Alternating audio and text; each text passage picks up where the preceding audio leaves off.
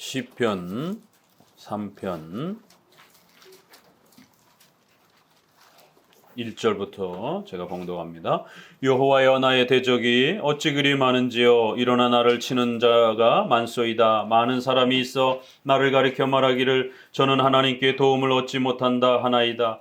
여호와여, 주는 나의 방패시요 나의 영광이시요 나의 머리를 드시는 자니이다. 내가 나의 목소리로 여호와께 부르짖으니 그 성산에서 응답하시도다. 내가 누워 자고 깨었으니 여호와께서 나를 붙드심이로다. 천만인이 나를 둘러치려 하여도 나는 두려워 아니하리이다.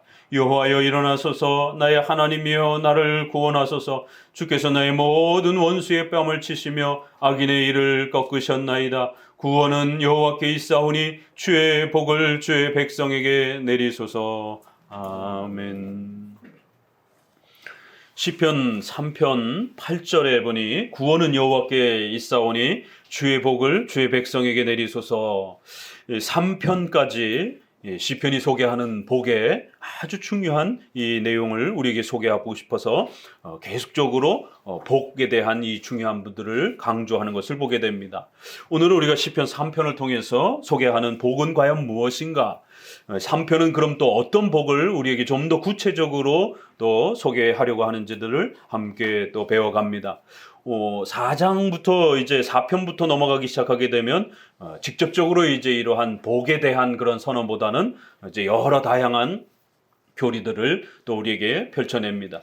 3편까지 적어도 그 복에 집중하면서 이 복이 무엇인지를 좀 더 강하게 강조하려고 하는 것을 보게 됩니다.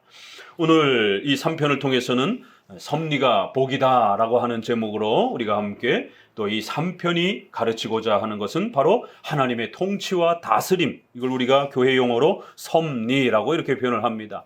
하나님께서 주의 백성들과 온 세상을 하나님의 뜻대로 모든 작은 것에서부터 큰 것을 하나님이 계획하신 바대로 통치하시고 다스리시고 인도하시는 것, 이 하나님의 통치와 다스림을 우리가 섭리 이렇게 줄여서 표현을 합니다. 이 섭리를 잘 깨닫고 배우고 또 이 섭리의 이 하나님의 위대함들을 또 잘 이해하고 그리하여 하나님이 인도하시고 하나님이 다스리는 그 하나님의 통치 아래 우리가 잘 복종하고 또 순종하며 살아가는 것, 이게 복이다라고 이렇게 선언하고 있는 것을 보게 됩니다. 우리 성도들이 가장 예수님을 믿고 난 다음에 힘들어하는 신앙의 질문과 주제가 하나 있습니다. 예수님을 믿는 사람들만의 고민입니다. 이것은 불신자들에게는 찾아볼 수 없는 고민이죠. 그건 바로 하나님이 어떻게 우리의 삶을 인도하시는가? 하나님의 뜻은 과연 무엇인가? 우리 신자들에게 제일 어렵고 또 제일 궁금하고 또 제일 또 난해하고 또 힘든 또 그러한 내용이죠. 이게 하나님의 뜻인가? 어떤 중요한 결정을 앞에 두고 기도하면서 고민합니다. 이게 하나님의 뜻인가? 결정을 해야 되는데 과연 이것이 하나님의 뜻인지 아닌지, 잘못 결정했다가 하나님 앞에 책망을 받을까 봐 두려움을 갖습니다. 또 만약에 이걸 잘못 결정했다가 내 자신과 교회에 또 피해를 입힐까 봐 또 걱정을 하게 됩니다. 이렇게 과연 이게 하나님의 뜻인지, 내가 지금 고민하고 결정하려고 하는 것이 이게 바른 것인지, 바로 하나님의 뜻이 과연 무엇인가? 그럼 하나님의 뜻은 우리 성도들에게 어떻게 전달되는가? 그리고 우리 성도들은 어떻게 그 하나님의 뜻을 확인할 수 있는가? 이제 이러한 많은 하나님의 통치와 다스림에 대해서 궁금해합니다. 바로 요 부분을 제대로 가르쳐 주지 아니하면 요 틈바구니를 타고 결국 또 거짓 선생들이 파고들어서 그건 내가 가르쳐 줄게. 하나님의 통치와 다스림, 하나님의 뜻을 분별하는 것은 그건 음성을 들어야 돼. 환상을 봐야 돼. 이렇게 가는 겁니다. 그래서 저도 20대 때 신앙생활을 하다가 대학교에 이렇게 기도처실에서 이렇게 기도를 하는데 희한하게 기도를 하더라고요. 옆에 있는 분이 자꾸 거슬리게 이게 희한하게 기도를 하니까, 우리가 통상적으로 이렇게 기도하는 그런 모습이 아니라 굉장히 희한하게 기도를 하니까 이게 자꾸 귀에 거슬렸고, 그래서 기도가 끝나고 나서 잠깐 대화할 시간이 있어가지고 당신은 도대체 어떻게 그렇게 기도를 합니까? 그런 기도는 어디서 배웠습니까? 굉장히 궁금해서 질문을 드렸습니다. 형제님, 왜 하나님께 기도하는데 답답하십니까? 형제님, 하나님께 기도했는데 잘 응답이 안 됩니까? 어린 나이에, 네, 아무리 기도해도 이게 하나님 앞에 응답이 된 건지, 하나님이 언제 응답을 해주시는 건지, 이게 참 답답합니다. 그 제가 아주 깨끗하게, 퍼펙트하게, 완벽하게 가르쳐 드리겠습니다. 그럼 형제님은 그게 잘 들립니까? 하나님이 응답하시는 그 방법을 제가 알고 있습니다. 하나님의 음성 듣는 법을 제가 가르쳐 드리겠습니다. 어디서 많이 들어봤죠? 하나님의 음성 듣는 법을 가르쳐 드리겠습니다. 그럼 우리 장로교는 대부분 그런 표현을 쓸 수는 있어요. 그러나 그 표현은 반드시 성경을 전제로 한 표현이에요. 그런데 이분은 성경을 전제로 하지 아니하고 이제 환상과 직통계시를 듣는 법을 가르쳐 주더라고요. 20대 어린 마음에 그게 굉장히 신기해가지고 그거 어디 가서 배울 수 있습니까? 그랬더니 저를 따라서 저기 광화문으로 가시지 않겠습니까? 이렇게 해서 거기 어딘데요? 이렇게 해서 이제 쫓아가 봤더니만 예수전도단이더라고요. 그 이후에 뭐 CCC도 그렇고 OM도 그렇고 결국 그 예수전도단이 가지고 있는 그 아주 극단적인 그러한 이 초신비주의적인 이런 오순절파의 신비주의는 저리 가랍니다. 그보다 배 이상의 그런 극단적인 신비주의를 이렇게 표방하면서 결국 청년들에게 직통계시와 환상과 이런 어떤 귀에 들리는 음성에 자꾸 집중하게 하고 그래서 그런 환상과 그런 여러 가지 음성들을 조합해가지고 마치 그게 하나님의 뜻인 것처럼 성경은 전혀 상관이 없습니다. 또 더 나아가서는 성경을 가지고도 또 샤머니즘과 같이 또 사용합니다. 오늘날 큐티에 많은 분들이 그렇게 사용하기도 합니다. 하나님 오늘 저에게 결정할 것을 또 중요한 일을 하나님 저에게 말씀해 주시옵소서. 그리고는 성경을 딱 핍니다. 성경을 무슨 부적책처럼. 그리고는 다 읽을 수가 없으니까 어느 한 장과 한 구절을 선택을 해놓고 그 구절을 읽다가 어떤 구절이 딱 오게 되면 사랑. 그럼 오늘은 하나님이 사랑하라라고 그러시는구나. 이런 식으로 성경을 사용하는 거예요. 이거는 샤머니즘이요. 이거는 직통계시의 편법의 방법들입니다. 다. 성경을 사용하는 것 같지만 성경을 사용하지 않는 것입니다. 성경을 신비주의 방식으로 사용하는 겁니다. 오늘 읽다가 오늘은 다투지 말라, 싸우지 말라. 그럼 하나님이 오늘 나에게 오늘 하루 일과 중에 내가 싸울 수도 있는 일이 있겠구나. 하루 일과를 보내다 보면 그 단어에 집중하다 보면 그 비슷한 상황들이 발생할 수밖에 없는 거죠. 짜집기를 하는 것이에요. 이 무당집에 가게 되면 그렇게 통계학적으로 던져놓고 그 중에 하나 맞으면 파고드는 것이에요. 그러면 용하다 이렇게 이제 사람들은 나올 때 생각을 하는 겁니다. 결국 이 샤머니즘, 토테미즘 이러한 미신 이런 것들이 기독교 신앙을 하고 짬뽕을 해가지고 마치 그것이 하나님의 뜻인 것처럼 하나님의 음성을 판단하는 것처럼 이렇게 사용하는 것이에요. 요한 1서 4장에 영분별을 하라 이런 표현이 있습니다. 그럴 때 대부분의 사람들은 직통계시와 환상으로 그걸 분별한다 이렇게 생각을 합니다. 우리는 교리적으로 분별하는 거예요. 성경을 가지고 분별하는 거예요. 전제가 벌써 달라요. 왜요? 뒷부분에 보니까 기독론과 관련해서 예수 그리스도께서 육체로 오신 것을 부정하는 자들은 적그리스도다. 이런 자들에게 절대로 성도들은 마음을 주지 말라라는 거예요. 기독론에 있어서 그리스도의 인성을 부정하는 자들 이렇게 교리가 벌써 고백이 된 겁니다. 그렇기 때문에 성경이 가르치는 그 교리를 가지고 영분별을 가짜 목사들을 구별하라라고 이렇게 권면하는데 이게 신비주의 영향을 받아가지고는 그 앞절만 읽고 어떻게 영분별합니까? 이제 내가 영분별 해드릴게요. 샬라샬라샬라샬라 해놓고는 오늘 좀 삼재가 있습니다. 조심해야 됩니다. 이게 무당이요. 이게 도대체 목사입니까 이게? 이런 식의 하나님의 뜻을 이런 식으로 한국교회 안에 가르치고 소개하는 이런 많은 폐단들을 보게 됩니다. 오늘 3장에서는 바로 이런 하나님의 인도하심과 통치가 어떻게 우리 성도들에게 진행되는가? 왜 우리 성도들은 이 하나님의 인도와 통치를 힘들어하는가? 그걸 잘 분별하고 깨닫는 것에서 왜 힘들어하는가? 그 이유는 무엇인가? 그럼 어떻게 해야 하나님이 통치하고 다스리는 것을 우리가 잘 분별하고 판단할 수 있는가? 여기에는 구체적으로 우리 성도들에게 필요한 구원의 문제뿐만 아니라 결혼, 또 직장, 사업, 교육, 이사 이런 모든 우리 일상생활에 필요한 것들이 다 해당이 되는 것입니다. 그렇기 때문에 하나님의 통치와 인도하심을 잘 깨닫고 이게 하나님의 뜻이구나 확신을 갖고 그리고 그 하나님의 뜻 앞에서 흔들리지 아니하고 잘 복종하고 순종하며 살아가는 것, 그게 복이라는 것이. 그걸 잘 깨닫고 그거를 확신을 가지고 실천하고 그 결과를 누리고 얼마나 큰 복이겠습니까? 우리 성도들이 이 부분을 제대로 이해하지 못하게 되면 신앙생활하다가 우리가 우스갯소리로 신자들 안에 그 우스갯소리가 있어요.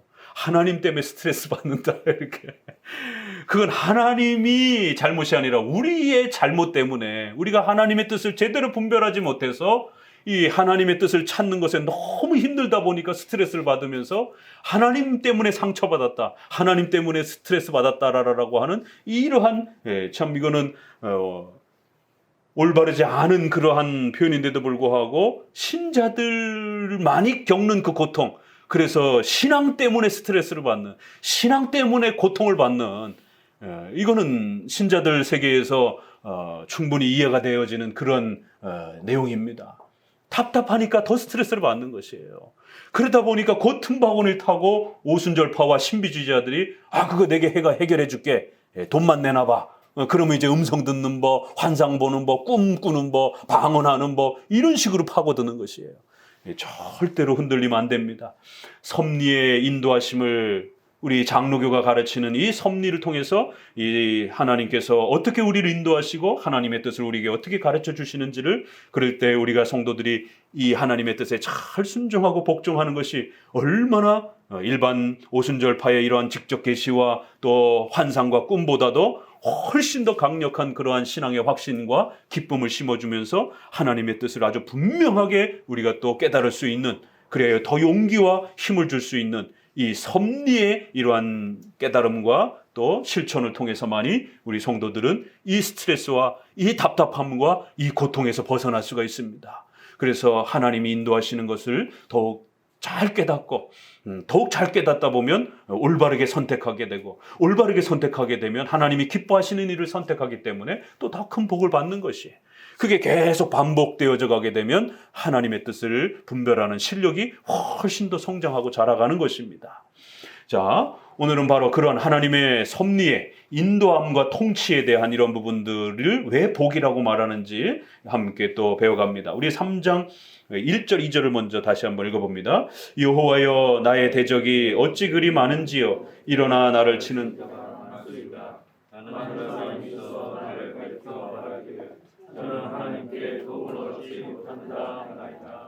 예, 3장에서는 이제 시작하자마자 하나님, 내 주변에 나를 공격하는 자들이 어찌 그렇게 많은지요. 나를 치는 자들이, 나를 괴롭히는 자들이 너무 많습니다.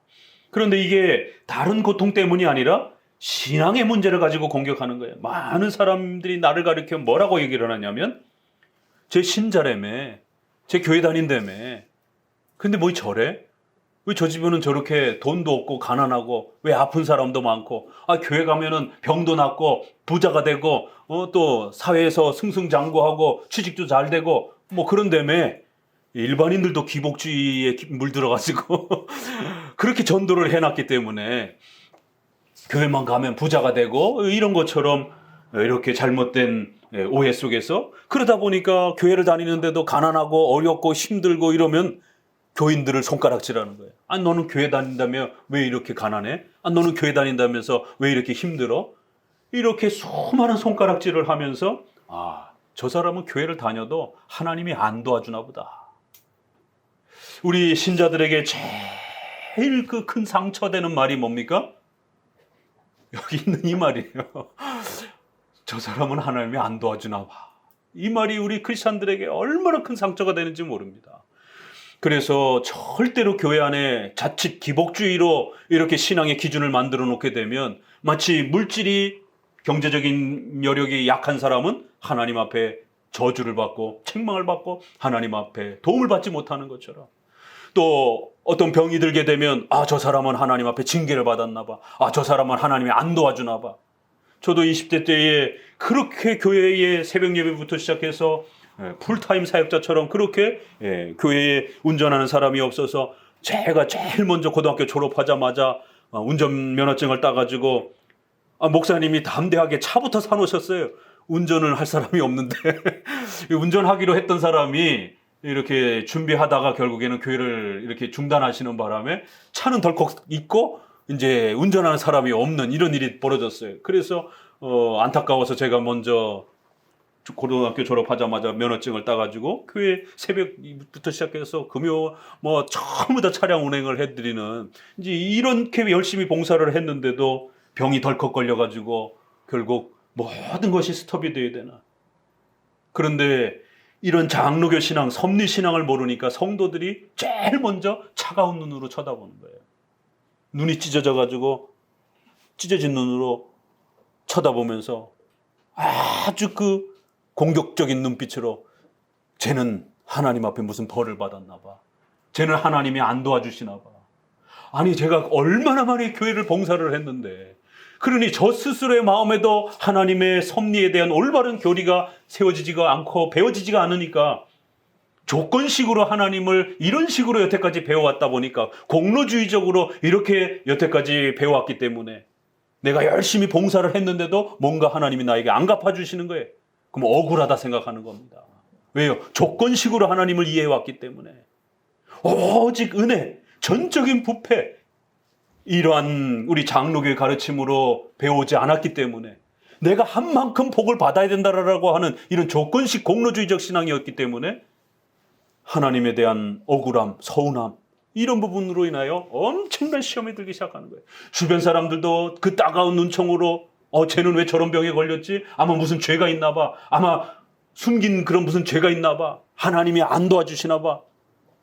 친구들도 수근수근되고 교인들도 수근수근되고 그래서 교회의 공적인 예배 시간을 피해 다녔습니다. 왜 교인들은 이렇게 워낙 가까이 지내다 보니까 서로의 눈빛과 얼굴 표정만 봐도 다 압니다.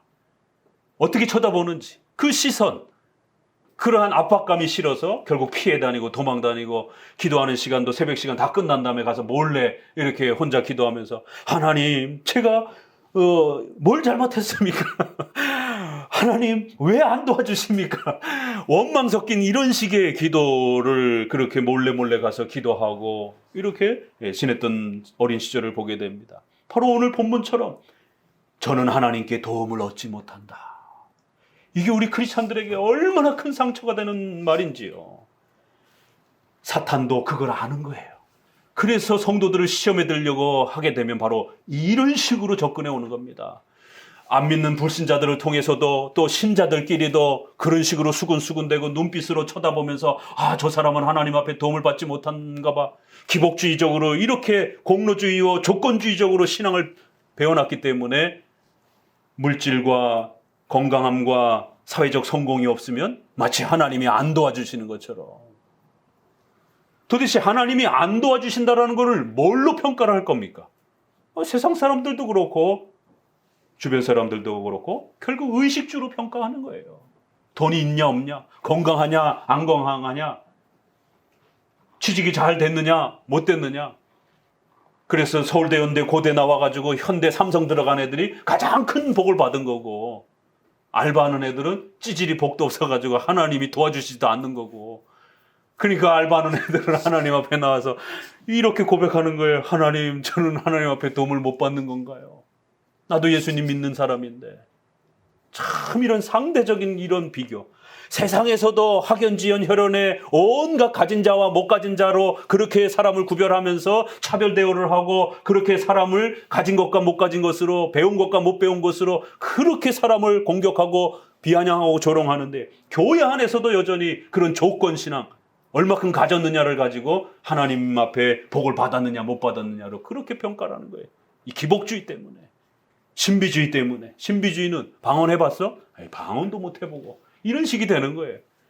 물질주의, 기복주의는 돈 좀 있어? 이거 갖고 평가하는 거고, 신비주의는 관상기도 해봤어? 환상 들어봤어? 음성 들어봤어? 방언해봤어? 그것도 못하고 막 이렇게 되는 겁니다. 저는 하나님께 도움을 얻지 못한다. 참 얼마나 비수가 꽂히는 그런 날카로운 말입니까? 그래서 사탄은 우리의 이 장로교 신앙, 섭리적 이 신앙이 올바르게 세워져 있지 않는 그런 교회와 신자들을 향해서는 야, 너 하나님께 도움을 못 받은 것 같아. 너 이렇게 열심히 봉사했는데도 왜 하나님 너 안 도와주는 거야? 우리 자신의 마음속에도 그런 불안한 마음들이 계속 파고드는 거예요. 그래서 신자가 하나님 때문에 스트레스 받는다라는 것은 바로 이런 잘못된 신앙 속에서 일어나는 이런 희한한 일들입니다. 하나님이 안 도와주셔서 스트레스를 받는 거예요. 하나님의 이 뜻을 몰라서 스트레스를 받는 이런 심각한 일들이 점점 폭발하는 겁니다. 그렇기 때문에 건강한 이 신관을 섭리 신앙을 가르치는 장로교만이 바로 이러한 불안함들을, 이러한 연약함들을 바로잡아줄 수 있는 것입니다. 이건 조건 신앙과 기복주의 신앙으로는 절대로 해결 안 됩니다. 오히려 더 자격지심과 더 심각한 그러한 고민 속에 빠져들면서 괴로움 속에 빠져들게 만듭니다. 우리 시편 42편 3절도 한번 읽어봅니다. 여기는 더 심각하게 아주 하소연을 합니다. 이 시편에 이제 이런 비슷한 그 표현들이 굉장히 많이 소개가 됩니다. 42편 3절을 같이 읽어봅니다. 사람들이 종일 나더러 하는 말이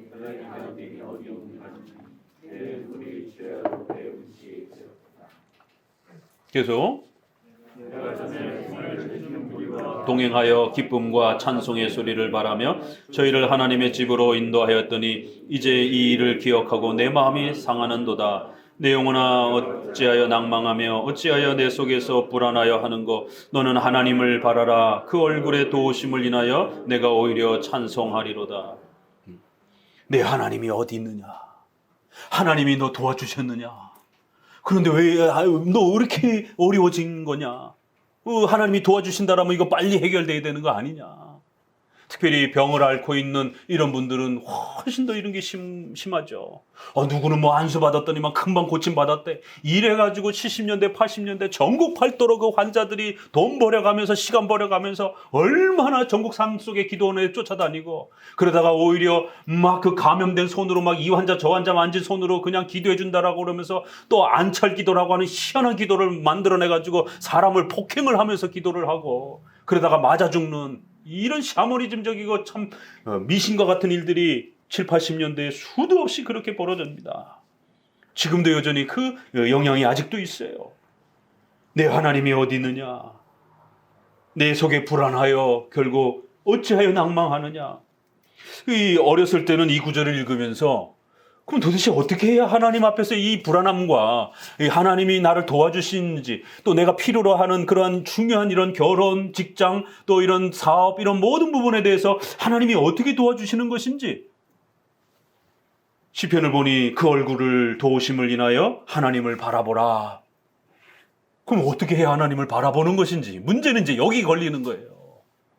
시편에는 분명히 하나님을 바라보라 이렇게 되어 있는데 하나님이 눈에 보여야 바라보죠.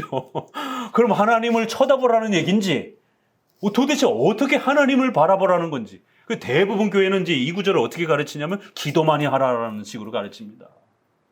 그 나름대로 금식도 하고 열심히 기도를 했는데도 응답이 안 되는 거예요. 그러면 목사님에게 찾아가면 목사님 그런데도 응답이 안 되네요. 왜 그렇죠?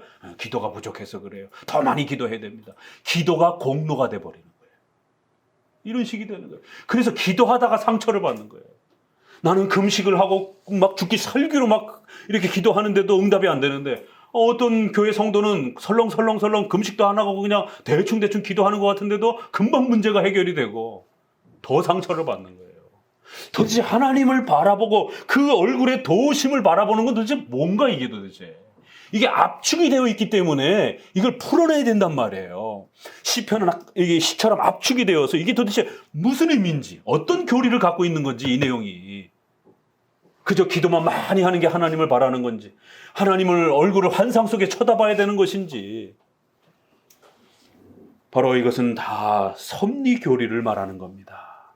하나님의 뜻을 헤아릴 줄 알고 그 하나님의 뜻에 집중하고 그 하나님의 뜻이면 낙심하지 말고 기다리고 견디라는 뜻이에요. 이게 자, 본문으로 다시 돌아와서 그래서 저는 하나님께 도움을 받지 못한다라고 하면서 이렇게 하나님의 뜻을 분별하지 못할 때에 우리 성도들은 이런 엄청난 고통과 불안함과 또 낙심함을 갖게 되고 그 틈을 타고 또 사탄과 악한 무리들은 우리의 마음을 헤집기도 하고 또 주변 사람들을 통해서 더 큰 낙심을 겪기도 합니다. 자, 그럼 이제 우리 장로교는 어떻게 이 불안함과 낙심들을 도와주고 해결했는지를 또 그 다음 구절을 봅니다. 3절을 4절을 같이 읽어봅니다. 여호와여 주는 나의 방패 영광이시오 나의 머리를 드시는 자니이다. 내가 나의 목소리로 여호와께 부르짖으니 그 성산에서 응답하시도다. 이게 42편에는 여호와의 얼굴을 바라보라 이렇게 표현되어 있죠. 근데 오늘 본문에서는 어떻게 표현되어 있어요? 여호와께 부르짖으라. 그리고 어디서 부르짖으라? 그 성산에서 부르짖으라는 거예요. 그럼 하나님이 그 성산에서 응답하겠다라는 거예요. 아니 그럼 우리가 성산이라 이렇게 표현하면 역사적 해석을 해야 되죠. 그럼 성산 어디예요? 앞부분 2편에서도 보게 되면 시온산에서 이렇게 표현되어 있죠. 그건 예루살렘이 있는 그 지역을 넓게 다 시온산이라고 이렇게 표현을 하고 거기를 거룩한 산, 하나님이 예루살렘 그 성전에 임재하시기 때문에 거룩한 성산이다 이렇게 표현을 하는 겁니다. 그래서 성산, 바로 이거는 시온산을 말하는 거고 예루살렘에 있는 그 지역을 말하는 거예요. 그럼 여러분 기도 응답 받으려면 예루살렘으로 비행기 타고 가서 거기 가서 기도해야 됩니까? 이거를 문자 그대로 읽어내게 되면 이제 그런 일이 벌어지는 유대주의, 시오니즘, 요즘에 뭐 메시아닉주, 뭐 이러한 그 세대주의 계열에 이렇게 이스라엘을 국가적으로 독립시켜야 된다라고 하는 그게 마치 예수님의 재림의 어떤 천국인 것처럼 유대주의적 이런 해석을 하는 많은 사람들이 있어요. 이것은 역사적 해석을 해야 되는 거예요. 이거는 구약적 표현이기 때문에 구약은 아직 성전이 존재하던 시대고 그 성전은 예루살렘에 있었기 때문에 그러면 그 성전이 있는 곳에 나와서 성전에서 제사 드리면서 성전의 의식법을 지키면서 예배 드리면서 그렇게 하나님께 기도하라는 거예요. 그러면 하나님이 도와주실 것이다라는 겁니다. 자, 이 의미는 조금 더 추후에 설명하고 앞구절을 먼저 봅시다. 자, 그럼 이런 불안함과 이 어려움, 하나님의 뜻을 찾아야 하는 우리 또 성도들에게 있어서는 과연 구약처럼 이렇게 하나님이 떨기나무에서 모세에게 나타나고 막 불이 타긴 타는데 없어지지 않는 그런 희한한 막 불덩이로 나타나시는가? 아니면 또 삼손의 이러한 또 부모처럼 그렇게 또 천사의 모습으로 나타나가지고 제사를 드리는데 막 불이 타오르는가? 엘리야처럼 또 막 그 구덩이를 파고 물을 잔뜩 채워놨는데 하늘에서 불덩어리가 막 떨어지는 이런 식으로 응답을 하는가? 아니면 사도행전에 있는 수많은 사도들처럼 하나님이 환상 속에 또 꿈속에 나타나셔서 이리로 가라 저리로 가라 이렇게 모든 여러분들의 일상생활을 지시하는가? 너 얘랑 결혼해라. 네? 걔랑 결혼하라고요? 이렇게 지시를 하시는가? 이런 겁니다. 분명히 사도행전에는 여기로 가라 저기로 가라 아시아로 가려고 했는데 하나님이 막으시고 저 마게도니아로 가라라라고 방향을 바꿔버린단 말이에요. 성경에 하나님이 이렇게 인도하시네? 그래서 젊은 20대 하나님 대학을 가야 되는데 어느 대학을 가야 되겠습니까? 자기 성적은 생각 안 하고 하나님 서울대를 가야 되겠습니까? 아니 자기 성적을 생각을 해야지. 등급도 안 나오는데 무슨 서울대예요. 그건 상식적으로도 안 되는 겁니다. 그래도 하나님이 나 서울대 지원하라 그랬대. 이런 샤머니즘들이 비일비재했었습니다. 그러다가 어떻게 어느 대학이 그때 갑자기 확 다른 데 이렇게 그 집중해서 몰려가지고 인기과 때문에 이렇게 어느 쪽이 미달이 됐어요. 그랬더니 덜컥 합격이 됐어요. 이런 웃지 못할 일들이 벌어져요. 그러니까 자기가 서울대 합격했다고. 그래서 예전에 서울대가 이제 등급 커트라인을 정해버린 겁니다. 그 애가 들어오니까 수업을 못 쫓아오는 거예요. 전부 다 영어로 책을 읽고 이러는데 그런데 미달이 돼가지고는 등급 합격을 했고 이래가지고는 이거 안 된다. 이거 학교 질이 떨어진다 그래가지고 미달이 돼갖고 들어오더라도 최소 등급에 못 미치게 되면 입학을 안 시키는 차라리 추가 이렇게 등록을 받더라도 이런 식의 이제 시스템이 바뀌어갑니다. 그러니까 이런 요행을 마치 하나님의 뜻인 것처럼 이런 식으로 접근해 가는 것이죠. 그런데 오늘 시편에는 어떻게 표현하냐면 그 낙심함과 어려움 속에서 이제 해결을 답을 찾아가는데 여호와여 주는 나의 방패시요 나의 영광이시요 나의 머리를 드시는 자니이다. 이걸 깨닫고 그리고는 주의 성산에서 기도를 하니까 응답이 되더라는 거예요. 그래서 하나님이 나를 도와주시는 것을 깨달았다라는 겁니다. 그리고 이제 뒷구절부터는 그 결과와 열매를 이야기합니다. 자, 그러면 이제 여러분이 시편을 해석하는 이제 실력을 길러야 됩니다. 도대체 2절에서는 그렇게 낙심하던 이 저자가 3절에서는 어떻게 이렇게 기뻐하고 용기를 낼 수 있는가? 도대체 뭘 배웠길래, 뭘 터득했길래 3절에서는 아주 기뻐하면서 감사하면서 응답받았다 이렇게 얘기를 하는 것이에요. 2절, 1절, 2절에서는 도대체 하나님 언제 도와줄 겁니까? 이렇게 낙심하며 하소연을 하다가 3절에서 여호와는 나의 방패시요 나의 영광이시요 나의 머리를 드시는 자니다. 자, 그러면 시편은 압축되어 있어요. 그럼 이걸 풀어내야 됩니다. 이게 무슨 뜻으로 압축된 건가? 시편에서 구약에서 주로 하나님을 방패라라고 왜 자꾸 표현하는가? 역사적 해석을 먼저 하셔야 돼요. 오늘 우리는 저도 그렇고 박물관에나 가야 방패를 보지 방패를 주변에서 볼 수도 없습니다. 그런데 왜 하나님을 방패라고 그러는가? 이거 신성 모독적인 거 아니까? 왜 하나님을 방패라고 그러냔 말이에요. 하나님은 나의 성벽이시요 나의 반석이시요 나의 요새시요 나의 방패시요 이런 시편의 표현이 굉장히 많습니다. 이거는 역사적 해석을 하셔야 되는 거예요.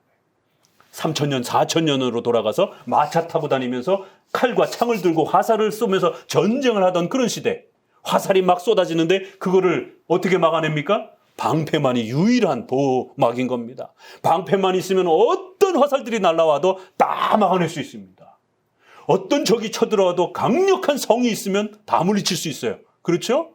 그렇기 때문에 역사 속에서 그 전쟁의 참혹함 속에서 우리가 생명을 보호받을 수 있는 것은 바로 이런 강력한 방패, 강력한 요새, 강력한 반석, 이러한 집을 지을 수 있는 반석, 성을 지을 수 있는 이런 반석, 이게 다 하나님의 뭘 말하는 거겠습니까? 하나님께서 강력한 힘으로 적으로부터 우리를 보호해 주신다. 이런 표현을 시적으로 이렇게 압축을 한 거예요. 이 많은 말을 한마디로 여호와는 나의 방패시요 이렇게 한마디로 한 겁니다. 그럼 이것이 교리적으로는 어떻게 들어가야 되겠어요? 하나님의 전지전능함으로 우리를 보호하시고 지키신다라는 거예요. 그럼 이건 당연히 하나님의 절대 주권교리죠. 하나님의 신적 작정교리죠. 성도가 낙심하고 이게 하나님의 뜻인지 저게 하나님의 뜻인지 어떻게 분별해야 될지 알지를 못해서 또 병과 가난과 아픔 속에서 마치 하나님의 도움이 없는 것처럼 고통을 받을 때에 그 고통받는 성도들이 그 두려움으로부터 해결할 수 있는 유일한 길은 뭐라고요? 강력한 하나님의 주권과 섭리신앙을, 신관을 구축해야 된다는 겁니다. 인본주의 신앙 가지고는, 신비주의 신앙 가지고는, 기복주의 신앙 가지고는 병들고 어려웠을 때 하나님의 도움을 확신하고 위로와 기쁨을 누릴 수 없다라는 것이에요. 성도가 가장 큰 낙심과 어려움에 빠졌을 때 그 성도를 붙들어줄 수 있는 가장 강력한 올바른 신앙은 그래서 장로교 신앙이라는 거예요. 왜냐하면 장로교 신앙만이 이런 하나님의 예정론, 섭리론, 여러분 한만교회 오니까 아주 귀가 따갑게 듣죠? 섭리, 하나님의 예정, 하나님의 작정. 처음에는 작정이 무슨 말이에요, 목사님? 작정이란 말도 잘 안 쓰잖아요. 일상적으로는. 생활에서, 내가 오늘 이거 일 하기로 작정했어. 이렇게 사람들이 쓸 수도 있지만, 교회 와서 작정 이러니까, 목사님 뭘 작정하셨어요?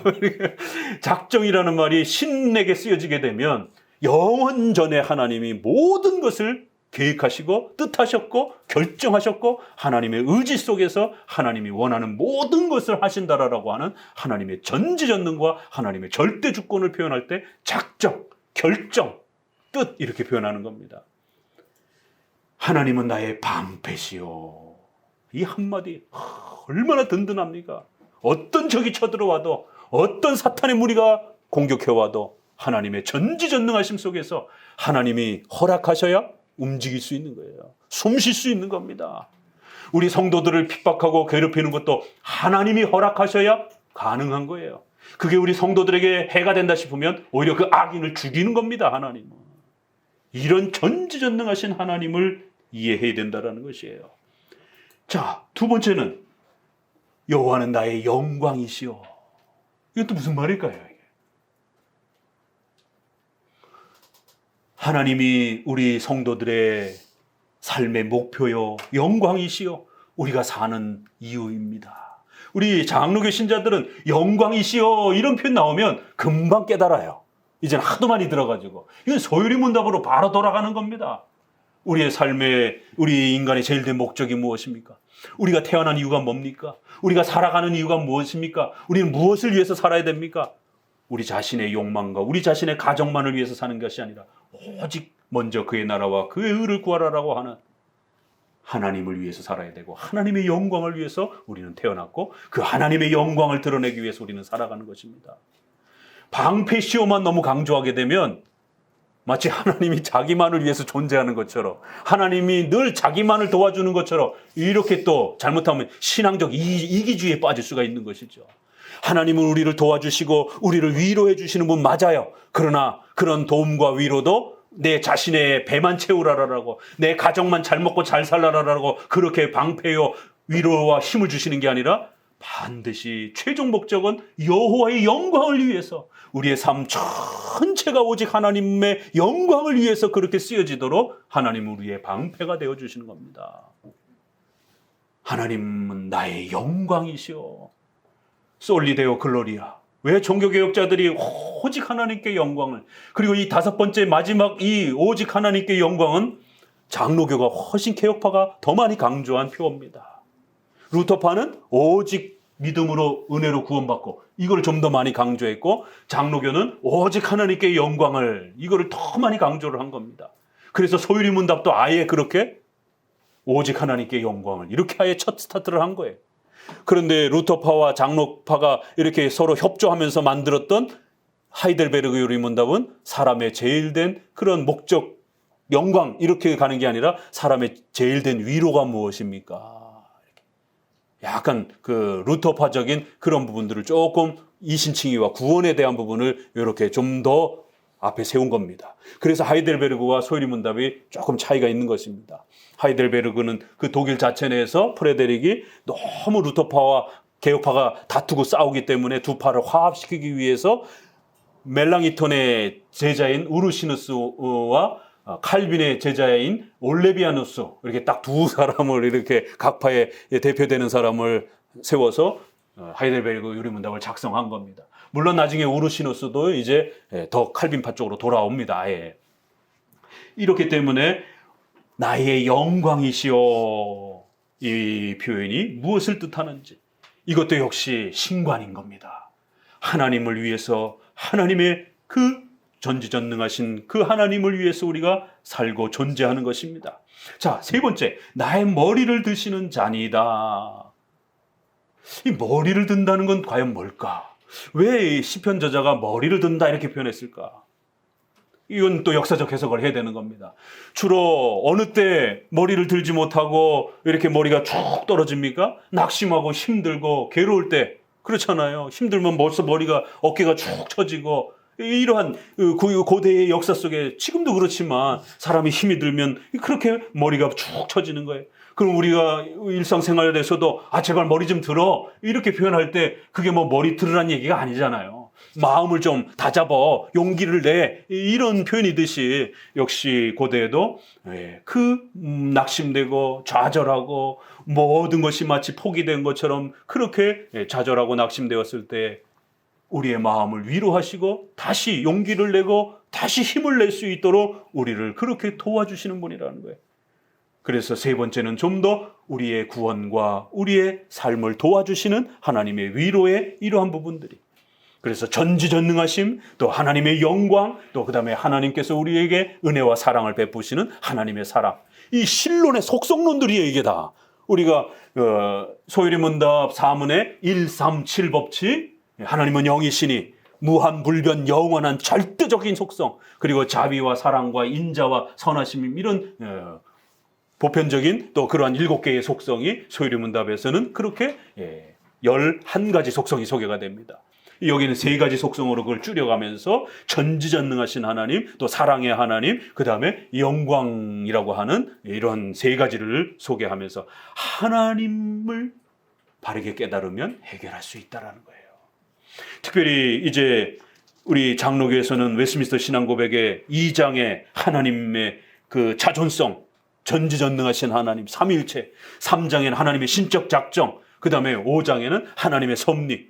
이런 부분들이 장로교 신앙의 특별히 신론의 아주 강한 그런 교리들입니다. 일반 복음주의에서는 이러한 작정, 섭리론 이런 거 잘 안 가르칩니다. 거의 안 가르칩니다. 예정론 자체는 아예 가르치지도 않고. 그러다 보니까 성도들이 전부 다 조건적 신앙을 배우게 되는 겁니다.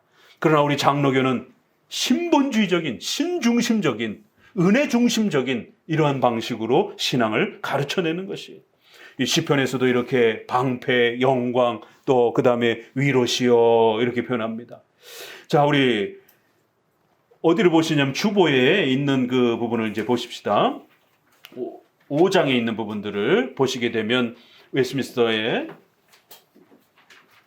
이런 하나님의 강력한 신관을, 하나님의 작정과 섭리를 요구하고 우리에게 가르치도록 또 배우도록 요구하는 이 부분을 웨스트민스터에서는 이렇게 표현합니다. 1항을 같이 한번 읽어보도록 합니다. 만물의 창조자이신 위대한 하나님께서는 자기의 가장 지혜롭고 거룩한 섭리로 무오한 예지와 자유롭고 변함없는 자기 뜻의 결정에 따라 자기의 지혜와 능력과 공의와 선함과 자비의 영광이 찬양받도록 가장 큰 것에서 가장 작은 것에 이르기까지 모든 피조물들과 행위들과 일들을 보존하고 인도하고 처리하고 통치하신다.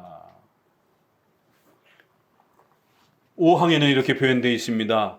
가장 지혜롭고 의로우시며 은혜로우신 하나님께서는 때때로 자신의 자녀들을 여러 가지 시험과 그들 자신의 마음의 부패성에 얼마 동안 내버려 두신다.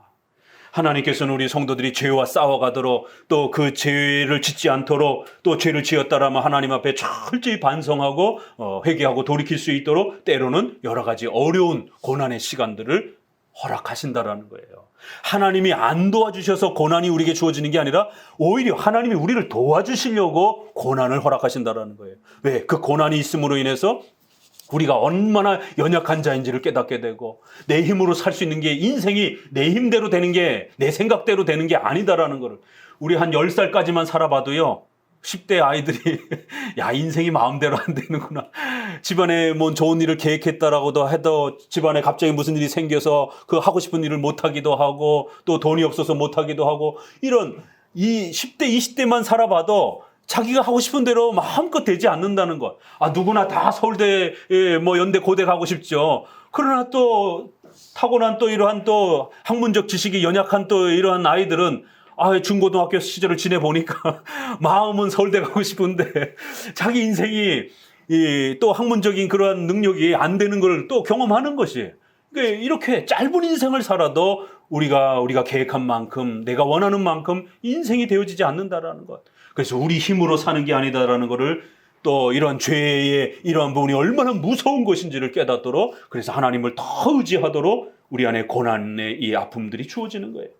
그렇게 함으로써 하나님은 전에 범한 그들의 죄들로 인하여 징계하고 그들에게 숨어있는 부패한 힘과 그들의 마음의 거짓됨을 깨닫게 하여 그들을 겸손케 하신다.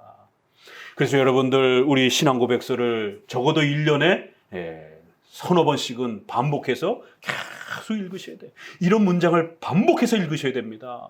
잊어먹을 만하면 또 읽고 또 읽고, 소리내서 읽고, 또 그냥 이어폰 끼고 출퇴근하면서도 듣고, 그래야 이 구절이 마음에 새겨지는 거예요. 이러한 교리가 우리 마음에 새겨지게 되면 성경을 읽으면 이게 그런 표현이구나. 시편에 그토록 봤는데도 그게 이해가 되어지지 않았는데 교리를 잘 정립하고 난 다음에 보니까 여호와를 바라보라 라는 말이 절대 전능하신 하나님에 대한 올바른 교리를 구축하라는 말입니다. 그게 하나님이 우리를 어떻게 통치하시는지 섭리에 대한 교리를 우리 마음속에 구축하라는 거예요. 하나님의 신관, 하나님이 어떤 분인지에 대해서 하나님의 속성을 잘 교리적으로 우리 마음에 구축하라는 거예요. 그게 구축되지 않으면, 그 교리가 우리 마음에 새겨지지 아니하면 절대로 이 낙심된 상황 속에서, 이 불안한 상황 속에서, 공포 속에서 못 벗어난다는 겁니다. 잠들면 끝나는가요? 아니요. 잠들어도 꿈속에서도 그 고통스러워서 또 나쁜 꿈을 꾸기도 하고, 자나 깨나 그 근심 걱정 때문에. 그렇잖아요. 여러분, 집안에 누가 아프거나 병들었거나 또 갑자기 집안에 어떤 경제적인 어떤 어려움이 터진다든가 또 사고가 터진다든가 이러면 잠 못 잡니다. 잠자도 꿈속에서 막 계속 그 근심 걱정거리들이 떠오르고 밥도 못 먹고 사람이 빼짝빼짝 말라가는 거예요. 우리 인생에 그런 때가 얼마나 많습니까? 그거는 이 강력한 하나님의 전지전능하신 하나님, 이게 우연히 내 삶에 발생된 게 아니라는 거, 하나님의 계획 속에서 하나님의 뜻 속에서 일어났다라고 하는 이 전지전능한 나의 방패가 되시는 여호와 하나님, 그리고는 하나님이 주신 거기 때문에 분명히 목적이 있고 때가 있고 또 하나님이 나를 죽이려고 하는 게 아니라 나를 위로하시려고, 나의 머리를 들게 해주시려고, 나를 더 성장시키려고, 나를 더 가르치려고, 나를 죄로부터 끊어내게 하시려고, 그래야 겸손하게 하나님 의지하게 하시려고 그 고난을 주신 것이다라는 걸 깨닫게 되는 거예요. 그러면 답이 있으면 인간은요, 낙심하지 않게 돼요. 답이 있으면 용기를 내게 됩니다. 그런데 답이 없다 생각하게 되면 한강으로 갑니다. 자살하는 것이에요. 답이 없다 생각을 하게 되면. 회복할 수 있다 생각하면 용기를 내게 돼 있어요. 왜요? 언젠가 끝난다고 생각하고 아니까. 그래서 이런 교리적 표현들을 자꾸 읽어내는 겁니다. 그 결과 하나님의 자녀들이 도움을 바라며 하나님을 더 친근하고 끊임없이 의지하게 하며, 그리고 장래의 모든 범죄의 기회에 대하여 경계하게 하기 위해서, 그리고 또 여러 가지 다른 의롭고 거룩한 목적들을 위해서 하나님은 잠시 성도들에게 고난의 시간을 허락하신다라는 거예요. 낙심스러운 그런 힘든 상황들을 허락하신다라는 거예요. 안 도와주셔서 이런 상황이 벌어진 게 아니라 도와주시기 때문에 이런 상황이 벌어진 거예요. 그래서 기복주의 가지고는 절대로 이런 문제들을 해결 못한다라는 겁니다. 왜요? 기복주의는 계속 이것을 도움 못 받은 걸로 평가를 하기 때문에. 그러나 우리 장로교회 하나님의 작정과 섭리의 이 교리 아래에서 보게 되면 이건 하나님의 도움 속에서 일어나는 거예요. 하나님의 계획 속에서 일어나는 것이에요. 이런 소중한 표현을 따라 이제 웨스트민스터 18장 구원의 확신 부분에서는 한 번 더 이렇게 표현합니다. 하나님이 그에게 값없이 주신 것들을 깨달을 수 있도록 성령이 힘을 북돋아 주시기 때문에 그는 무슨 특별한 계시가 없어도 통상적인 수단을 옳게 사용함으로써 확신에 이를 수 있다. 이런 어마어마한 신앙의 확신과 기쁨은 어떻게 주어진다고요? 특별한 그런 계시와 환상을 통해서 주어지는 게 아니라 통상적인 은혜의 수단들을 통해서 주어지는 것이다라는 거예요. 하나님이 세워놓으신 은혜의 수단을 잘 성도들이 활용하게 되면 이런 강력한 신관을 배워가고 자라가게 된다라는 거예요. 그래서 오늘 4절에서는 그렇게 표현하는 겁니다. 성산에서 응답하실 것이다. 이런 강력한 신관이 답인데, 이런 강력한 신관은 환상을 통해서 배우는 게 아니라 교회에서 배우는 거예요. 그래서 그 교회에 나가 정기적으로 주일 성수하고 설교 듣고 교리 공부하고 성찬에 참여하고 기도하는, 이러한 구약에서는 의식적으로 제사를 드리면서 예배를 참여한 거고, 오늘 신약에서는 이렇게 신약적 예배 규범을 따라 우리가 함께 주일 성수하며 예배하면서 말씀, 성례, 기도라고 하는 이 통상적인 은혜의 수단을 열심히 사용하시라는 거예요. 그러면 하나님의 응답을 깨달아가고 또 확인하고 배워가게 된다는 거예요. 얼마나 깔끔합니까? 하나는 하나님의 강력한 그 신관, 하나님이 누구신지, 특별히 하나님의 작정과 섭리, 특별히 성도들 삶 속에 이 모든 일들이 벌어지는 가장 작은 것에서부터 가장 큰 것에 이르기까지 얼마나 아름답게 표현했습니까? 하나님이 모르는 게 있다고요? 천만의 말씀이에요. 가장 작은 것에서부터 저 우주의 질서의 가장 큰 것에 이르기까지 하나님은 전부 다 헤아리고 하나님이 뜻하신 것만 일어난다라는 거예요. 하나님이 계획하신 것만 일어난다라는 것이에요. 이런 강력한 하나님의 통치와 다스림을, 신관을 우리 마음에 새기는 것이, 그리고 그거는 반드시 교회적 질서와 우리의 은혜적 수단에 이러한 또 경건의 수단들을 통해서 또 배워가는 겁니다.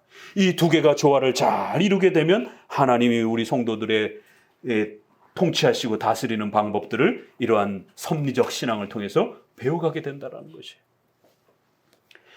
그래야 오늘 이렇게 놀랍게 표현하는 겁니다.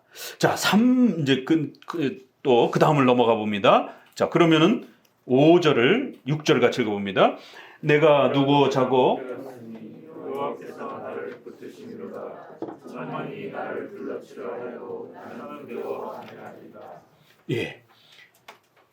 이제 이 강력한 신관과 은혜 수단을 통해서 하나님을 알아가고 또 하나님의 섭리의 이 통치라고 하는 하나님의 위대한 통치를 깨닫고 나니까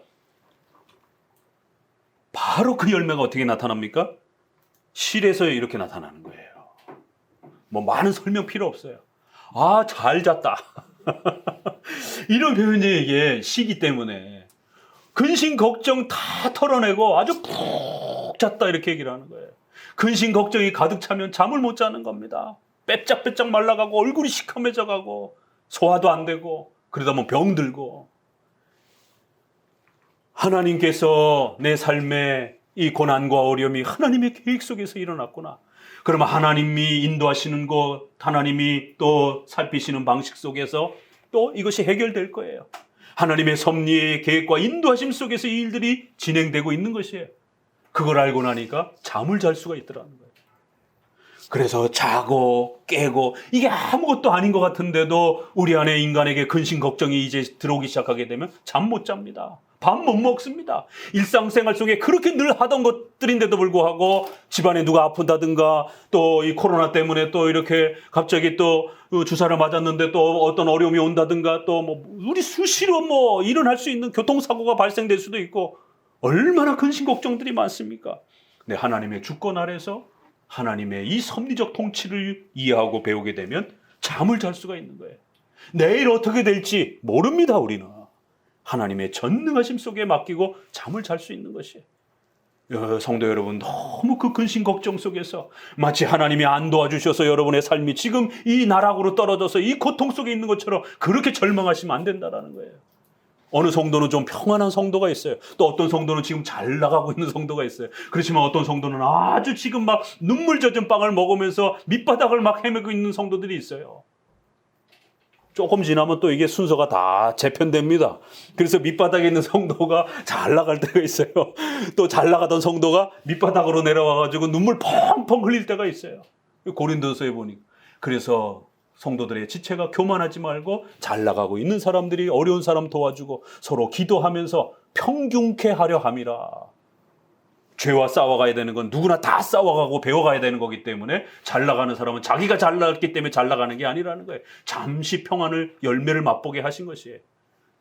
몸을 좀 추스리라고. 왜? 이제 좀 곧 있다가 또 이제 전투를 하러 가야 되니까. 그렇게 해서 평생 우리가 살아가는 것이에요. 그렇기 때문에 우리 장로교적 섭리관을 가지고 있으면 지금 병들고 아픈 사람을 보면 손가락 칼질할 필요 없어요. 아, 이분은 또 이제 하나님의 그 훈련의 코스에 이제 더 센 코스에 들어갔구나. 예, 그럼 기도해 주는 것입니다. 또 재정적으로 도와줄 수 있으면 좀 도와주고. 그래서 우리가 성도가 서로 교통하는 것과 영적으로 물질적으로 삶을 함께 그렇게 나누며 살아가는 것이에요. 절대로 손가락질하지 않는 것입니다. 왜요? 내가 또 어려워지면 또 그분들이 나를 도와줄 거기 때문에. 세상 사람들 누가 도와줍니까? 사촌이 땅을 사면 배가 아프다라는 이 희한한 한국의 이런 속담, 가족들도 이런 어려움과 고통이 지속되면 도와주기가 쉽지 않잖아요. 그리스도의 한 가족인 바로 성도들이 그렇게 한 몸 되어 한 지체로서 하나님의 백성들로 서로 그렇게 협력하며 살아가는 것, 그게 교회인 겁니다. 그래서 교회가 이 땅에선 하나님의 나라여 천국이라는 것이에요. 잠을 푹 자는 거예요. 그리고 6절에 열심히 기도하면 해결될 줄 알았는데 더 큰 어려움이 닥쳤네요. 이거 어떡합니까? 목사님에게 쫓아가니까 목사님이 기도가 부족해서 그래. 기도 더 많이 해야 돼. 이런 식으로 기복주의는 늘 권면하는 겁니다. 그러나 우리 장로교는 천만인이 나를 둘러 진칠지라도 지금 기도해서 그 문제가 해결이 안 됐는데 어려움을 겪을 때는 2중 3중으로 막 어려움이 찾아오더라고요. 저도 경험해 보니까. 왜요? 하나님이 한번 훈련시킬 때는 아주 눈물이 쏙 빠지도록 훈련시킵니다. 우리 첫째 아들 맹장 수술에 복막염까지 가가지고 개척 초기 시절에 돈도 하나도 없는데 이 목회 30년을 이야기하면 눈물이 쏟아져 침대를 띄울 정도로 그렇게 한가득입니다. 그런데 세상에 얼마 지나질 않아서 2달인가 있다가 동생애도 배가 아파 이러는 거예요. 놀래가지고 처음엔 잘 몰라가지고 젊은 부부다 보니까 애가 막 터져가지고 이게 복막력까지 이렇게 아픈 상태가 됐던 거예요. 굉장히 위험하죠. 그 둘째를 또 데리고 왔더니만 둘째도 또 맹장이라는 거예요. 그래서 의사 선생님이 내 의사 생활 30년 만에 형제를 이렇게 동시에 한꺼번에 수술하는 건 또 처음이다 그러면서 도대체 하나님 왜 나한테 이러십니까? 열심히 하나님 위해서 목회도 해보겠다라고 하는데 도대체 도와주지를 못할 망정 왜 이러시는 겁니까? 옛날 같았으면 그랬을 거예요. 그러나 장로교 신앙을 배우고 나니까 흔들림이 없는 거예요. 하나님이 뜻하신 것이고 하나님이 계획하신 것이고 하나님이 뭔가를 가르치시려고 하시고 또 하나님이 내 자신을 겸손케 하려 하시고 이러한 웨스트민스터를 읽으면서 마음의 위로가 되는 거예요. 그리고 시편을 읽으니까 그게 이해가 되는 거예요. 내가 그 성산에 들어갔을 때 기쁨을 누리게 되었도다. 여호와 내 영혼아 내가 왜 낙심하느냐. 여호와 하나님을 바라보라. 하나님의 절대 주권에서 흔들리지 말아라. 하나님은 반드시 이 모든 걸 계획하셨고 하나님이 뜻하신 대로 도와주실 것이다라고 하는 위로가 되는 거예요. 그랬더니 알지 못하는 사람이 또 그렇게 찾아오셔서 헌금을 해주셔서 병원에서 나오기도 하고 또 여러 도움을 받기도 하고 또 한 번은 어머니가 또 아프시다 그래가지고는 어머니도 맹장인가 했는데 그건 아니고 하필이면 의사 파업을 하는데 그럴 땐 성도들도 아프면 안 돼요. 조심해야 됩니다. 그런데 하나님이 그때를 안 놓치시고 어머니가 혈압이 좀 있으셨는데 어머니가 쓰러지신 거예요. 이 혈압에 또 신장이 안 좋으셔가지고 온몸에 막 열이 나면서 하필이면 의사 파업을 할 때 하나님 제발 좀 이때는 좀 비껴가셔 주시든가. 근데 하나님은 그때를 안 놓치십니다. 그래서 목회자를 겸손케 하기 위해서 더 많이 배우게 하기 위해서 더 철저하게 죄와 싸워가도록 하기 위해서 가장 난 코스 때를 기다리셨다가 그 때를 만드셨다가 코너로 모으시는 것이에요. 그래서 사회적으로도 의료 혜택을 받기 어려운 그 시절을 딱 기다리셨다가 그 상황을 만들어 주셨다가 어머니가 편찮으시면서 병원 찾느냐고 얼마나 고생을 했는지 겨우 구급차를 타고 이제 응급 환자로 해서 겨우 찾아서 들어갔습니다. 치료를 그렇게 받은 기억도 있고 이거 교회 카페 찾아보면 그 시절에 쓴 일기가 있어요. 목사님 칼럼이 있어요. 하나님 너무하십니다. 그러나 우리 성도들은 좌절하지 마십시오. 섭리 이런 하나님이 우리를 좌절케 한 것처럼 보여질 때 이런 20년 전의 글들이 카페에 다 있습니다. 한번 찾아서 보세요. 자, 2중 3중으로 천만인이 더 많이 공격을 하는 이런 일들이 벌어진다는 거예요. 그런데 1절에서는 하나님 왜 이렇게 나를 공격하는 자가 많습니까? 이러면서 낙심을 했어요. 그런데 이 신관을 깨닫고 섭리관을 깨닫고 나니까 바뀌었어요. 그렇죠? 천만인이 쳐들어와도 절대로 이젠 두렵지 않습니다. 이렇게 고백을 하는 거예요. 도대체 뭐가 바뀌었느냐라는 겁니다. 하나님의 이 절대 주권에 대한 위대함을 더 많이 이해하고 깨달은 것이에요. 우리 마태복음 7장 29절을 읽어봅시다. 마태복음 7장 29절. 여기에 그 유명한 이 섭리 그러면 여러분들 반드시 뭘 생각하셔야 되느냐면 머리털을 생각하셔야 됩니다. 이 섭리 신앙은 항상 머리털을 성경을 통해서 기억해내셔야 돼요. 의외로 하나님이 우리가 하도 섭리를 잘 못 깨달으니까 하나님이 우리를 전지전능하신 힘으로 방패되신 힘으로 가장 작은 것에서부터 가장 큰 것을 도와주신다라고 우리를 가르치는데도 우리의 무지함 때문에 잘 못 깨달으니까 아브라함을 데리고 나가서 별들을 바라보면서 내 자손이 이렇게 많을 것이다라고 가르쳐준 것처럼 우리 신약의 성도들은 어디로 데리고 가요? 머리털로 데리고 가십니다. 하나님이 얼마나 인자하시고 자비로우신지 이 섭리를 잘 모르시겠거든 이 말씀을 기억하십시오. 같이 읽어봅니다. 참새 2마리가 핫 앗사로니에 팔리는 것이 아니냐. 그러나 너희 아버지께서는 허락하지 아니하시면 그 하나라도 땅에 떨어지지 아니하리라. 너희에게는 머리털까지 다 세신 바 되었나니 두려워하지 말라. 너희는 많은 참새보다 귀하니라. 머리털 하나하나를 다 세고 계신다라는 거예요. 하루 이틀을 지나면 새로 나는 머리털, 빠지는 머리털 얼마나 많습니까? 그런데 하나님이 그 머리털을 전부 헤아리고 계신다라는 거예요. 이 또 시적인 표현입니다. 뭐 하나님이 머리털 하나하나 세신다 그런 의미가 아니잖아요. 우리가 어떤 상황과 어떤 처지에 있는지 그 모든 것을 감찰하시고 아시고 하나님의 계획 속에서 일어난다는 거예요. 절대로 우연히 일어나지 않는다는 겁니다. 하나님이 모르는 일이 우리 안에 일어나지 않는다는 거예요. 머리털을 세시는 하나님, 이게 섭리에 대한 이 교리를 이렇게 표현한 겁니다. 최근에 또 사도행전 소개하는 사도행전 27장 34절에 하나님은 이 머리털을 아주 많이 사용하십니다.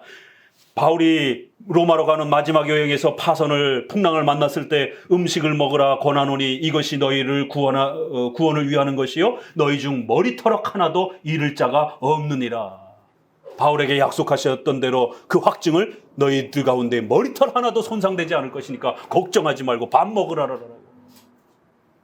머리털 생각하세요. 섭리신앙 흔들리실 때마다 머리털을 생각하셔야 됩니다. 머리털까지 세신바 되시고 우리의 머리털 하나도 누가 못 건들도록 그렇게 하실 것이다라는 거예요.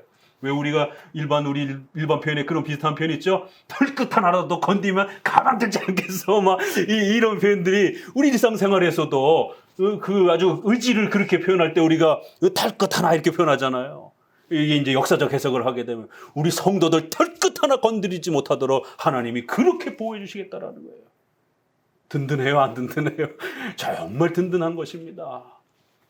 자, 그럼 이제 우리가 좀 마무리해 가면서 이 부분에서는 그럼 어떻게 하나님이 섭리의 인도하심들을 우리에게 깨우쳐 주시고 가르쳐 주시는가 이제 시편을 통해서 계속 나올 겁니다.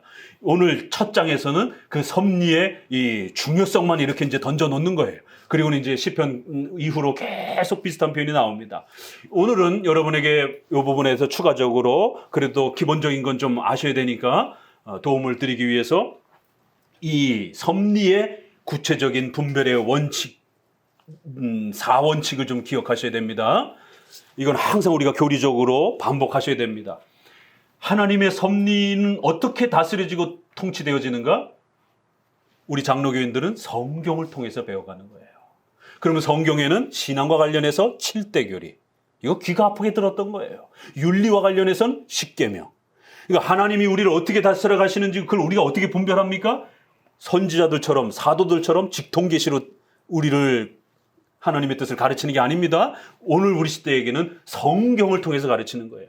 그런데 성경 전체는 신앙과 관련하여 7대 교리, 윤리와 관련해서 십계명.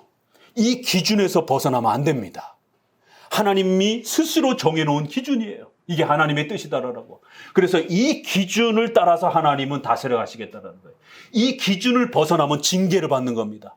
이 기준에 머무르면서 순종하시게 되면 복을 받는 거예요. 간단합니다. 그래서 우리의 선조들은 종교개혁 이후 500년 동안 하이델베르그 소요리 문답, 제네바, 루터의 대소요리 문답 모든 성경마다 7대 교리를 가르치는 사도신경, 십계명, 주기도문 이걸 알면 해결된다라고 이렇게 가르쳤던 겁니다. 이걸 알면 기독교의 모든 것을 배울 수 있다라고 하나님이 어떤 분이신지를 충분히 깨달을 수 있다라고 이걸 어려서부터 죽을 때까지 반복적으로 가르쳤던 거예요. 그렇게 중요한 겁니다. 이게 기준을 아는 거예요. 기준. 첫 번째, 이 기준을 모르게 되면 하나님 앞에 벌을 받는 겁니다.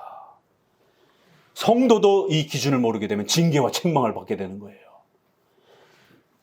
첫 번째는 이 기준을 열심히 배우는 겁니다. 그러면 이게 잘못된 내 선택이구나. 이게 옳은 결정이구나. 분간이 되는 겁니다. 두 번째, 그리고 나면 이제 섭리 신앙과 관련해서 5장 2항에 제1원인이신 하나님의 예지와 작정대로 만물은 변함없고 틀림없이 발생하지만 동일한 섭리에 의해 하나님께서는 만물이 제2원인들의 성질에 따라서 필연적으로 자유롭게 우연적으로 일어나도록 그렇게 정돈하십니다. 하나님이 어떻게 섭리를 우리 삶 속에 하나님이 행하신다고요? 필연적으로, 우연적으로, 자원함으로. 하나님께는 우연이 없지만 우리 인생에게 있어서는 갑자기 뭔가 생기잖아요. 그런 거를 이렇게 우연이라 이렇게 표현하는 겁니다. 필연적으로, 자원함으로, 우연적으로. 이걸 우리가 신학에서는 보존, 협력, 통치. 이것도 귀가 따갑게 들으셔야 돼요. 하나님이 우리를 어떻게 다스리는가? 환상을 통해서 다스리는 게 아닙니다. 보존, 협력, 통치. 보존, 필연적으로 창조 질서를 말하는 거예요. 배가 고프면 밥을 먹어야 되는 겁니다. 병이 들으면 병원에 가셔야 되는 거예요.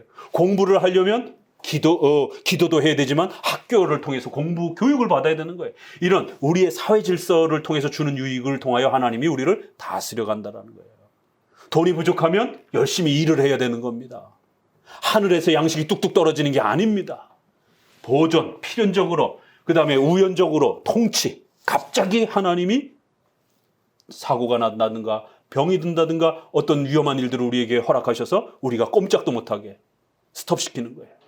지금 좀 가만히 있으라는 거예요. 이렇게 우연찮게 뭔가 우리 인생에 갑자기 어떤 일이 벌어지는 거예요. 그럴 때는 자중하시고 하던 일들을 좀 멈추고 기도하면서 돌아보면 되는 겁니다. 이렇게 통치, 직접적으로 하나님이 개입하시는 것이. 세 번째, 자원함으로. 우리 인간은 인격을 가진 존재이기 때문에 하나님이 절대로 기계적으로 다스리지 않습니다. 하나님의 말씀을 읽고 분석하고 설교를 듣고 판단하고 그리고 또 상식적이고 이성적인 그런 판단을 가지고 살아가도록 인격적 존재로 우리를 만들어 놓으신 것이에요. 그래서 자원하는 마음으로 이거를 협력이라 이렇게 표현하는 겁니다. 하나님의 뜻을 말씀을 읽어내면서 그 말씀에 순종하려고 또 판단하고 분석하는 이렇게 하나님의 뜻을 헤아려 살피는 것을 우리가 협력이다 이렇게 표현하는 것이에요. 빌립보서 그 유명한 그 말씀 속에 바로 이러한 부분들이 함께 더불어서 늘 우리에게 가르쳐졌습니다.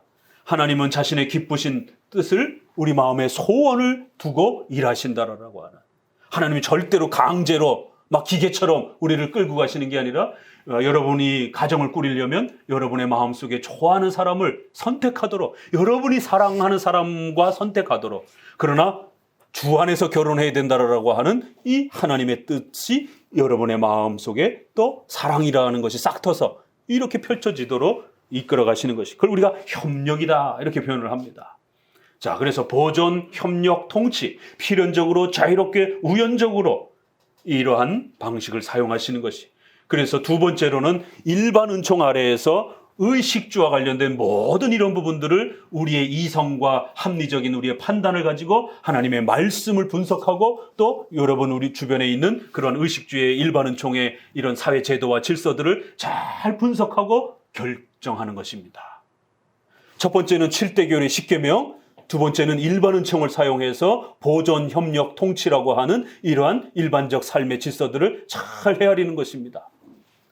그리고 세 번째, 이제 이 두 가지를 결정하고 나면 이제 네 번째는 결과를 확인하는 방법입니다. 하나님이 나를 어떻게 인도해 가시는가, 내가 결정한 게 맞나 틀리는가, 이제 결과를 확인하는 거예요. 앞에 두 개는 기준이고 결과는 잘 결정하셨으면 열매와 복을 받습니다. 하나님께서 축복해 주시는 열매를 누리게 됩니다. 그러면 그건 하나님이 축복해 주신 거고 여러분이 잘 결정한 거예요. 1번과 2번을 충분히 벗어나지 않는 범위 내에서 어떤 결정을 하셨어요. 그런데 결과가 좋아요. 그러면 잘 결정하신 겁니다. 하나님의 뜻에 순종했기 때문에 하나님이 복 주시는 거예요. 자, 그런데 거꾸로 1번과 2번을 잘 못했는데 갑자기 좋은 일이 생겼어요. 돈이 많이 들어왔어요. 이건 벌입니다. 그 돈 때문에 교회 안 나가게 되고 돈 때문에 욕심에 빠져서 나중에 신앙이 망가질 수가 있습니다. 왜요? 1번과 2번이 부실한 상태에서 1번과 2번이 틀어진 상태에서 어떤 좋은 일이 발생됐다? 그건 벌입니다. 더 큰 징계를 위해서 우리 안에 잠시 부여함을 허락하는 것이에요. 악인들에게 잠시 부여함을 허락하는 것처럼 1번, 2번이 틀렸는데 결과가 좋다? 이럴 수 없습니다. 악을 행했는데 돈을 벌었다? 이건 징계의 문제입니다. 다른 사람을 괴롭혔는데 돈을 벌었다? 이런 문제가 되는 것이에요. 그래서 1번, 2번이 잘 결정이 돼서 좋은 일이 벌어졌으면 그건 하나님의 축복입니다. 그러나 1번, 2번이 틀어졌는데도 뭔가 잘못됐으면 그건 돌아보시고 빨리 수정을 하셔야 돼요. 자, 네 번째 결과 부분에서 잘못됐을 때. 자, 자, 1번과 2번을 잘 했는데도 불구하고 여러분의 집안에 아픈 사람이 또 경제적인 어려움에 또 예기치 못한 어려움을 겪었어요. 그럼 성도들이 대번 내가 잘못 결정했나? 내가 잘못 판단했나? 두려움을 갖게 됩니다. 1번, 2번이 잘 결정하셨으면 바르게 결정한 겁니다. 흔들림 없이 견디면서 싸워가셔야 돼요. 일이 안 좋게 어렵게 다가올 때에 내가 잘못 결정해서 이런 일이 주어진 게 아니라 그건 하나의 시험이에요. 그건 사탄의 공격이에요. 그럴 땐 뚫고 나가야 됩니다. 1번, 2번을 바꾸면 안 됩니다. 1번, 2번을 그냥 뚫고 가야 되는 겁니다. 계속 그 결정을 수정하지 마시고 끝까지 밀어붙여야 되는 거예요. 그래야 나중에 이제 일이 잘 되어집니다. 그러니까 일이 잘못되었을 때 성도들 불안해집니다. 이거 왜 일이 잘 안 되지? 그래서 잘 됐을 때의 세 번째에 두 가지 케이스가 있고 일이 잘못되었을 때 두 가지 케이스가 있어요. 그래서 첫 번째는 첫 번째와 두 번째를 잘 결정을 했는데도 일이 잘못되면 그땐 용기를 갖고 뚫고 가는 겁니다. 그럼 이게 잘 됐는지 잘못됐는지 어떻게 합니까? 다시 돌아보면 돼요. 또 그리고 목사님하고 다시 상담하면서 목사님 제가 이런 상황 속에서 이렇게 적용을 했는데 이게 맞습니까? 그럼 목사님이 보시고도 괜찮습니다. 그건 잘된 결정입니다. 그럼 더 용기를 갖는 거예요. 근데 목사님이 이렇게 들여다봤는데 그럼 어떻게 그렇게 결정하셨어요? 이러면 빨리 수정을 하셔야 되는 겁니다. 그래서 목사님과 늘 일상생활의 부분에 대해서 이렇게 늘 대화하고 상담을 하셔야 된다는 거예요. 자, 1번, 2번이 틀어졌을 때에 잘못되는 거예요. 그럼 벌이에요. 그래서 뭔가 잘못된 일이 벌어졌을 때에 1번, 2번이 틀어졌다 생각하게 되면 빨리 수정을 해야 되는 겁니다. 그러나 1번, 2번이 틀리다라고 목사님도 수정하지 않고 본인도 또 돌아봤는데도 특별히 문제가 없고 그러면 뚫고 가야 되는 거예요. 이겨내야 되는 거예요. 그런데 자기가 보기에도 좀 이상하고 목사님도 걱정하고 이런 빨리 1번, 2번을 수정하셔야 되는 거예요. 7대 교리와 10계명을 잘못 읽어낸 겁니다. 일반은총을 잘못 적용한 것이에요.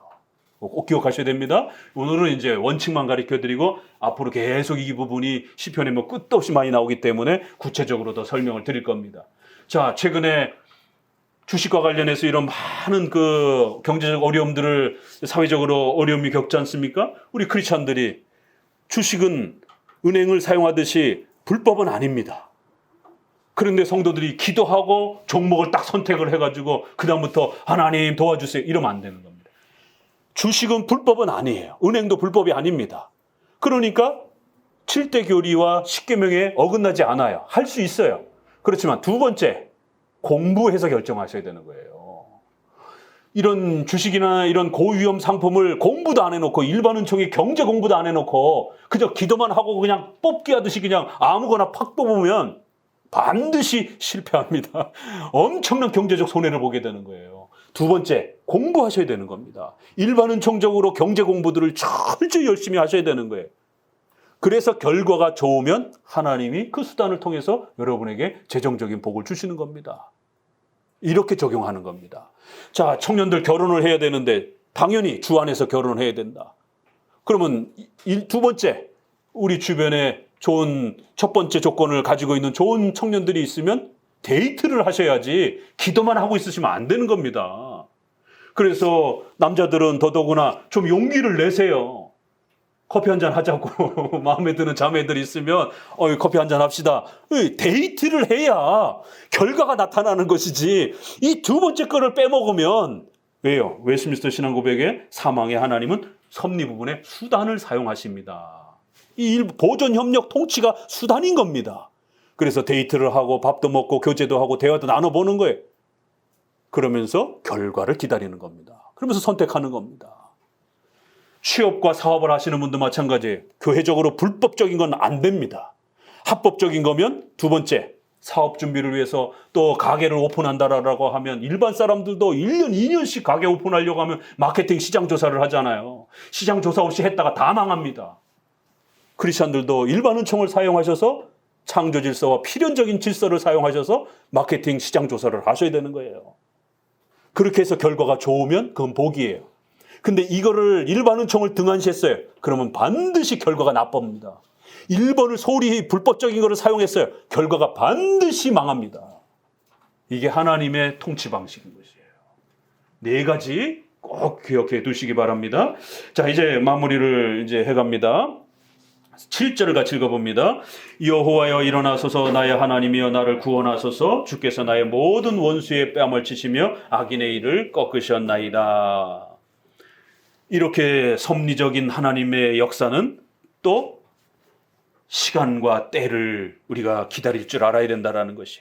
왜요? 하나님이 정하신 거기 때문에 하나님이 정하신 때에 도와주시는 거예요. 하나님의 방법으로 도와주시는 것입니다. 그래야 시편 기자는 이거를 마치 하나님이 주무시고 계시는 것처럼 이렇게 표현을 한 겁니다.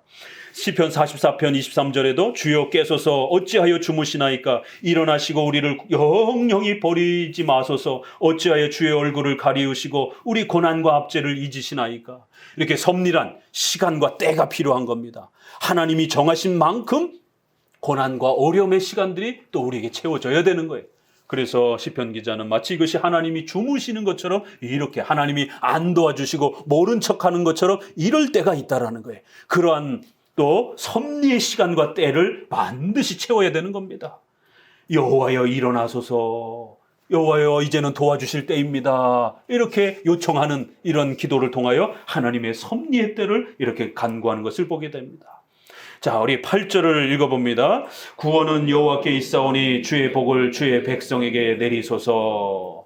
그러니 이 마지막 복이 뭔지 이제 이해가 되시겠죠? 바로 이처럼 고난과 어려움 중에도 견디고 참을 줄 알고 하나님이 도와주실 거라는 하나님의 섭리와 통치를 강력하게 마음에 의지하고 이 고난을 이겨내는 것이에요.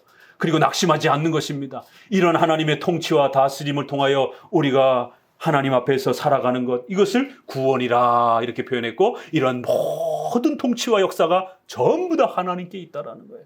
우리 인간에게 달려있는 게 아닙니다. 이 모든 역사는 하나님의 손에 달렸고 하나님의 뜻에 달려있고 바로 이러한 다스림을 우리가 분별하고 배워가는 것을 우리 성도들에게 깨닫게 해 주옵소서. 이것이 복입니다. 이렇게 마지막은 이 복을 하나님의 섭리의 이 위대한 다스림의 복을 분별하고 그걸 누릴 수 있는 이러한 감격스러운 하나님의 통치와 다스림의 인도함을 배우는 법을 주의 백성들에게 내려주옵소서. 이렇게 참 짧은 표현인데도 우리 섭리신앙에 대한 그 내용들이 하나하나 파고들면 그렇게 녹아들어 있는 것을 보게 됩니다. 오늘 우리 성도들 다시 한번 이 말씀을 통해서 특별히 로마서 8장 27, 28절에 있는 것처럼 모든 것이 합력하여 선을 이룬다라고 하는 이러한 기가 막힌 신약의 또 말씀과 더불어 우리 성도들의 일거수일투족 머리털락 하나까지도 다치지 않도록 헤아리시면서 그 우리에게 주어지는 모든 일상의 삶들이 하나님께서 계획하시고 인도하셔서 그 모든 것이 우리 성도들을 돕는 방식으로 또 하나님의 영광을 드러내는 방식으로 그렇게 역사해가는 하나님의 섭리의 손길이라는 겁니다. 우리 성도들을 지켜내시는 하나님의 통치시라는 것이에요. 그래서 이 섭리의 신앙을 깨닫고 위로와 소망을 가지며 살아가는 우리 성도들 되시기를 주의 말씀으로 권면을 드립니다. 기도합니다.